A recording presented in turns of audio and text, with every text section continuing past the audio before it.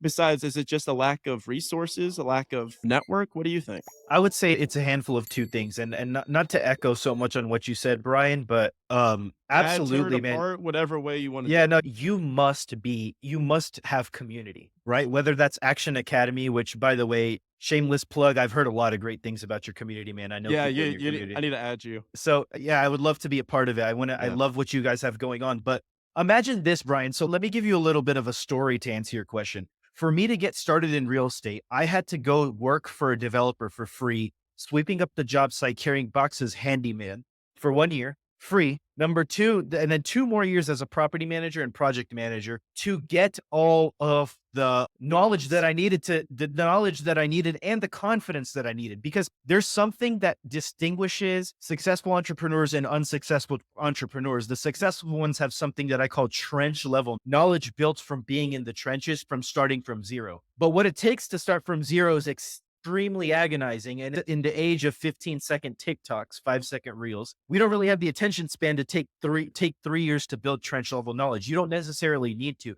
You can simply align yourself with someone that has it. And imagine this, bro. If you came to me when I was getting started and said, "Hey, Adit, save yourself from working for free and breaking your back for 1 year for this guy. Just pay me X amount of dollars per year and I'll put you in a room with hundreds of people that have trench level knowledge." Dude, it's no different. It's no difference from buying something on Amazon, right? It's like you want to drive to the store or drive across town for something that they have in stock at the Best Buy in the next town, or just order it on Amazon and it shows up tomorrow. I'd much Mhm. rather order it on Amazon and join a community where I get that trench level knowledge. I think the reason Yeah. why people are reserved is number one, a scarcity mindset, is they think that they're giving up slices of their pie by aligning themselves with other people. And the reason why that is like a big fallacy is like, dude, if you align yourself with a lot of people at the same time, you can have slices of all of their pies, right? And they can have slices of all of your pies, and people win together, And right? And then number two, the slice of the pie is bigger than the original pie that you had baked.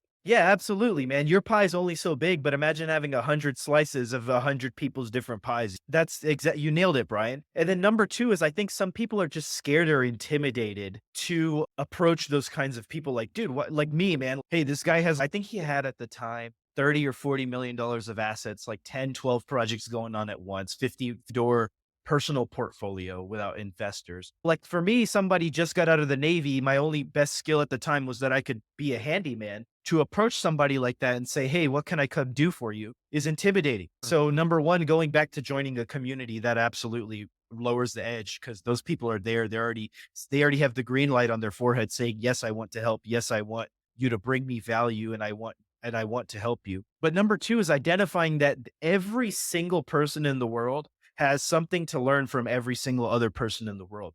You may have something that you might not think about to bring value to somebody, right? In my case, it was like, bro, you've got a 50 rental portfolio that you are self-managing. You're giving away thousands of dollars to handyman. I'll literally come fix your stuff for free. And I did. I literally did, man. It could be something as simple as that. If you know how to make reels, Brian, if somebody came to you today and they said, "Hey, Brian, I made you these 10 reels for your Instagram. I think it's in line with your brand, your message.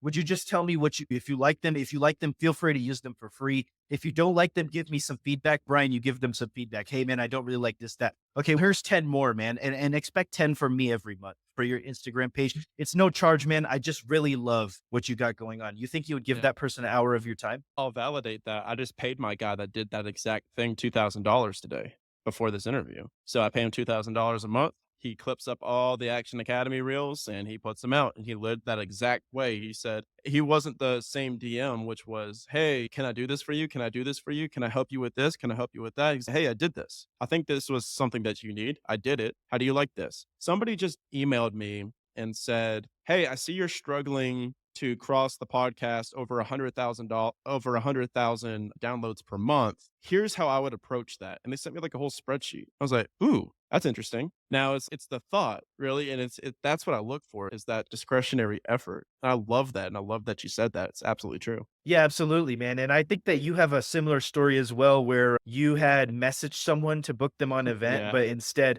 and I'm sure your listeners know the story, but the point that I'm trying to drive home is this is literally how you get started with nothing. I know there are people listening who think they have nothing. The chances are that you have something and you have something very special to somebody. Yeah.